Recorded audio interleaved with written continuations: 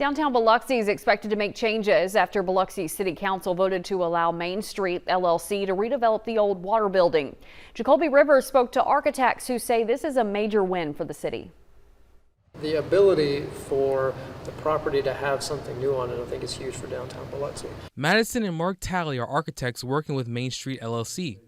They received the green light from the city to move forward with their plans for redevelopment of the old water building on Main Street. Well, now we've got all sorts of housing being built and new restaurants open on. It's just popping all over. And what we didn't need is an old derelict building right in the middle of this. Mike Leonard is the chief administrative officer for Biloxi. He says the city was approached by the company for usage of the old building after switching locations. 3 years ago, we were able to buy the Mississippi Power's water billing office here at Raynor Street and Esther's. And we moved the water department there. Now it sits vacant. Talley says the company chose the building because of its location.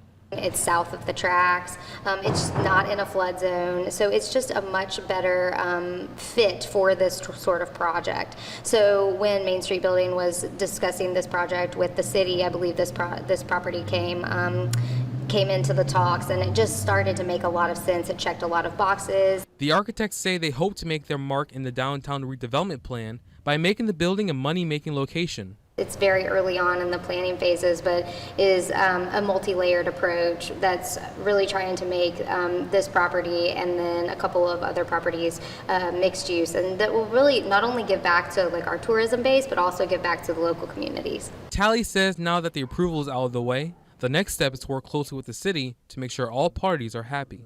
Having more conversations with the city, really making sure that all of our I's are dotted, all of our T's are crossed. In Biloxi, Jacoby Rivers, WLOX News Now. The developers say they are in the early design stages and they look forward to working with the city.